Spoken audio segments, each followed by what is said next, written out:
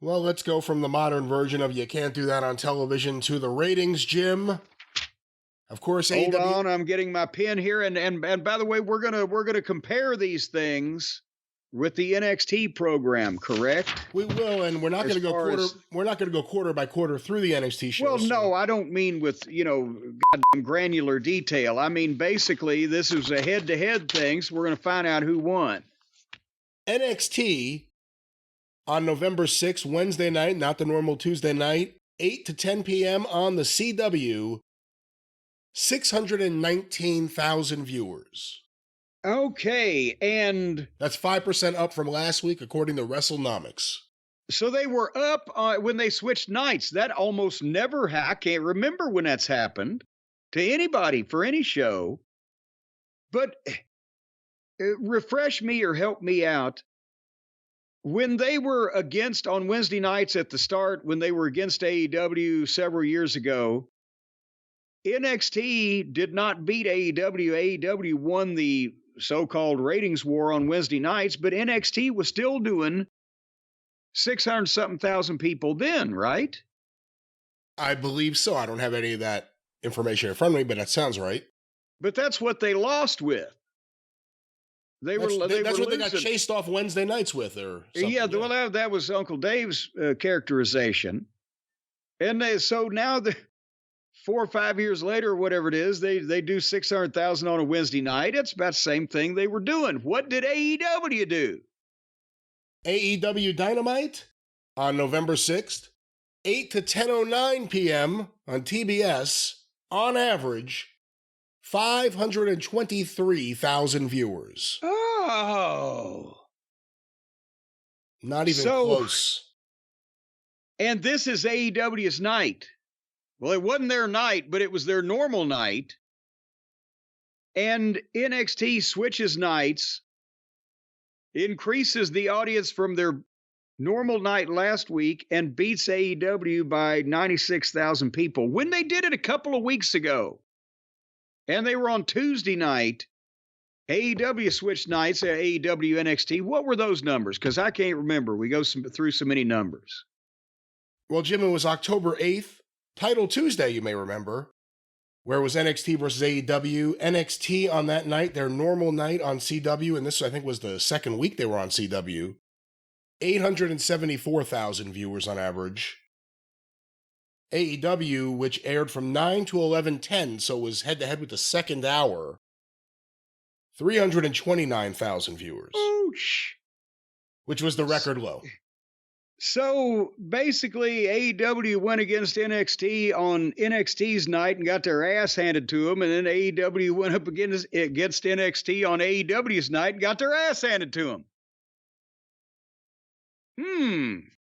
What were the quarter hours on the AEW 523,000 fiasco? Well, let's go to the quarter hour breakdown. These were compiled by WrestleNomics. Quarter 1, 8 to 8:15 p.m., the Hurt Syndicate live promo, a recap of the events with Moxley and Orange Cassidy, and the start of Darby and Orange versus Claudio and Pac.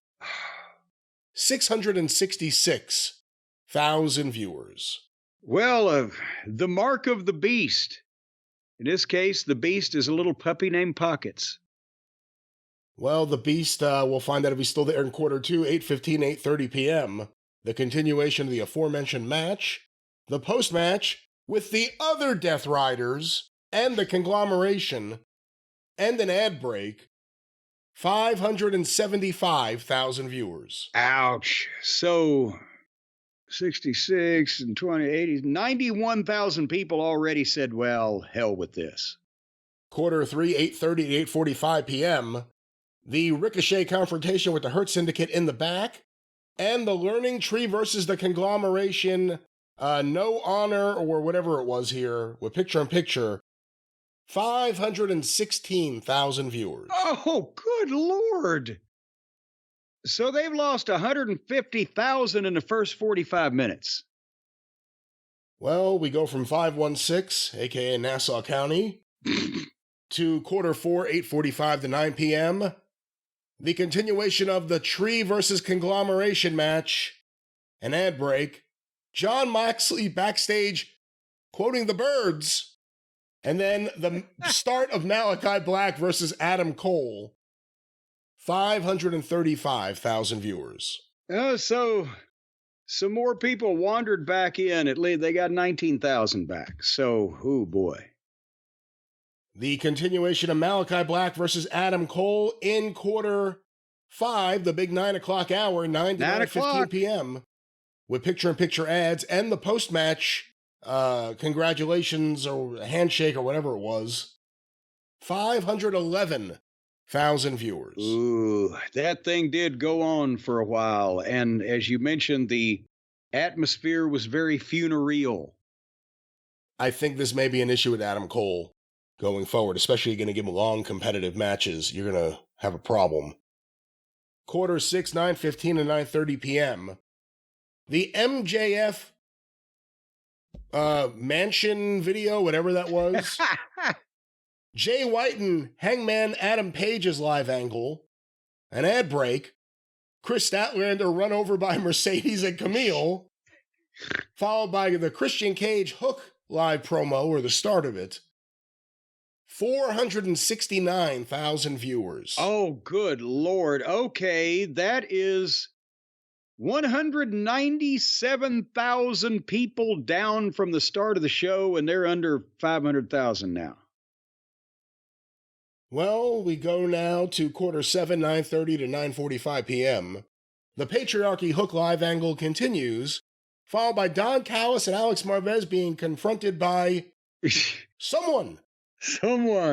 And Penelope Ford versus Jamie Hayter and an ad break.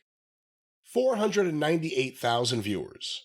Jesus Christ. So they at least came back. Who was in the 469 again? That was the MJF thing, which was rather brief. The Adam Page, Jay White thing, which led to Jay White on the mic. An ad break.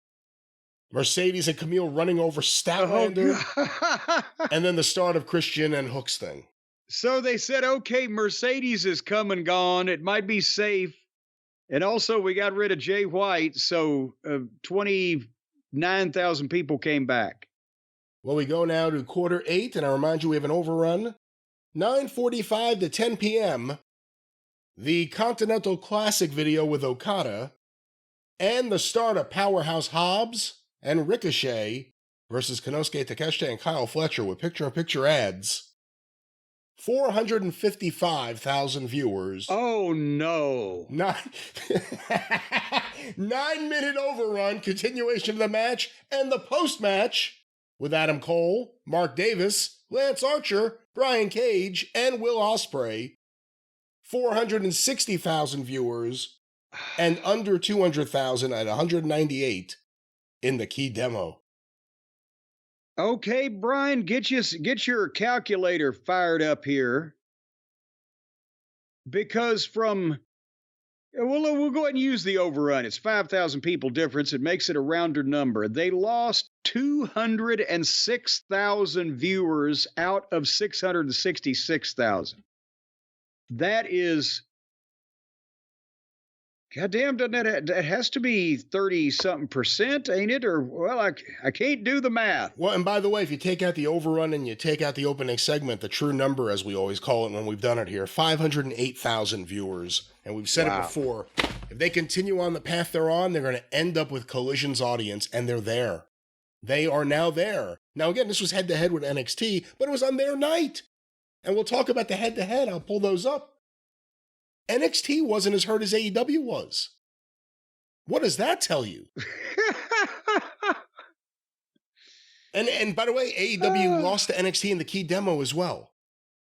They both started the same, 666 AEW, 665 NXT. Wait a minute. NXT started at 665,000, 1,000 less than AEW, and they still did almost 100,000 better on average. Quarter 2 with the Pockets and Darby match against Moxley's boys.